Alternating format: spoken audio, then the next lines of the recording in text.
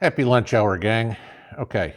Housekeeping. Yes, I got the last email that I needed with addresses for the seeds. So I just got back from the post office.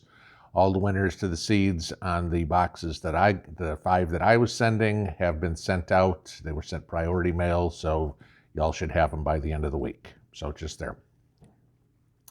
All right. So by now, y'all have seen the latest of what's going on up in Canada. All right.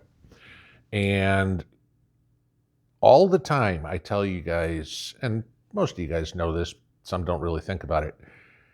Watch when something happens and see how it can affect you. We've talked about this with wildfires. We've talked about this with hurricanes. We've talked about this with tornadoes. What can you learn from what you're seeing? Okay. And the same thing comes to play with what's going on up in Canada right now.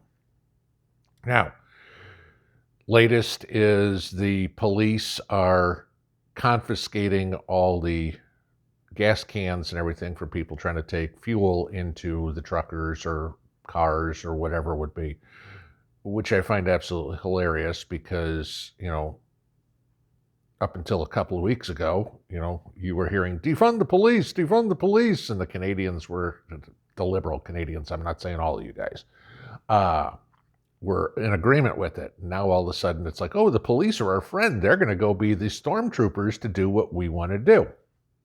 Okay, so think about this.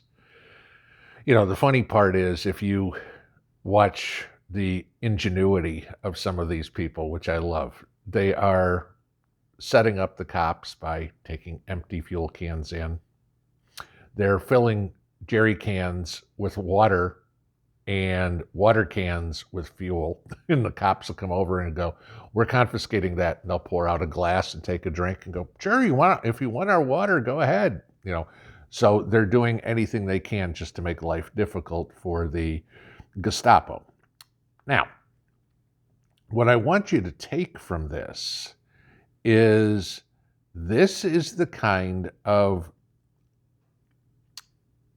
thuggery, for lack of a better word, that is going to be put on us going forward. You know damn well this is the beginning. This isn't the end. Even if you got something like Canada removed all the mandates and Trudeau stepped down, there's 190 some odd countries around the rest of the world that would still have to fall in line. Okay, so this is the tip of the beginning. This isn't anywhere close to being over. And it's going to get worse and worse and worse. So what are you going to have taken away next if they're taking away fuel? Okay. We talk about this many times. Are they going to take away the economy? Okay. Are they going to take away the food? He who controls the food controls the people, right? Are they going to take away communications? All of those are coming, okay? Taking away the economy. Great Britain came out today and said, what was it, the Bank of England, I think it was, said, don't ask for a raise. All that will do is contribute more to inflation. Well, technically, yeah, that's true, because inflation is too much money and not enough product. Yes, it would.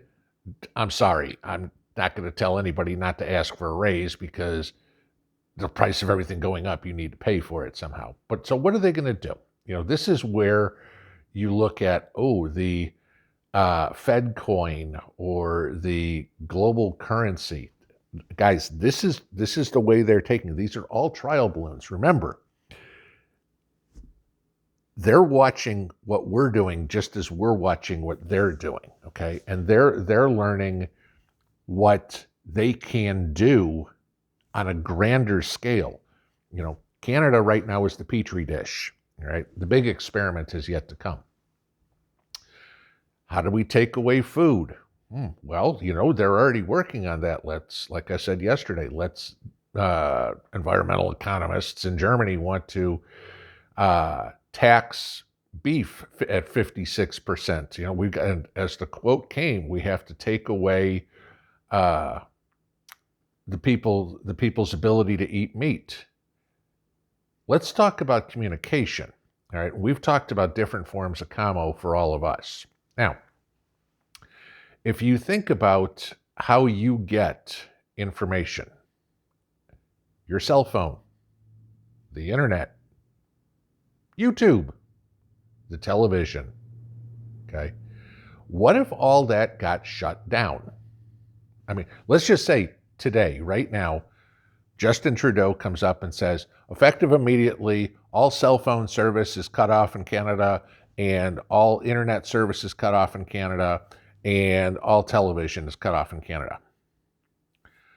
Nobody would know exactly what's going on in Ottawa, what's going on at the Ambassador Bridge, what's going on at Manitoba, what's going on the Alaska border. Nobody'd know because the information couldn't get out there, okay? I couldn't give you the information, obviously, if you're up in Canada. I mean, let's say this comes and they shut down Google, shut down YouTube, shut down Twitter, shut down Gab, shut down Telegram, shut down Facebook, whatever. And all of a sudden there's no internet connection. Okay. Sorry guys, I'm not starting an OnlyFans account, so that ain't gonna happen. But how do you get your information? How do you know what's going on? You don't.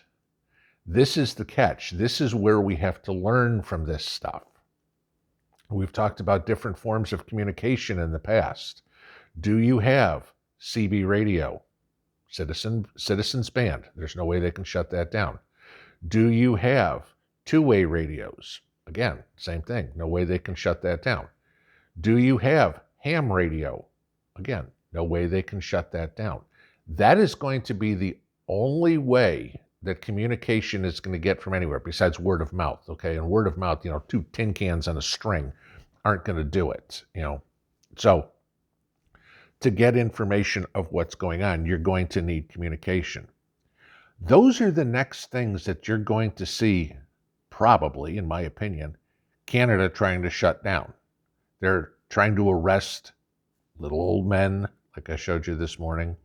The cops are committing crimes and accusing the people of doing it. There's video out there of a cop causing an accident and then arresting the person who the cop hit because the person tried to get his car away from being attacked by the police, and then they tried to arrest him, saying evading arrest. Okay. This is what's going on. You have plenty of the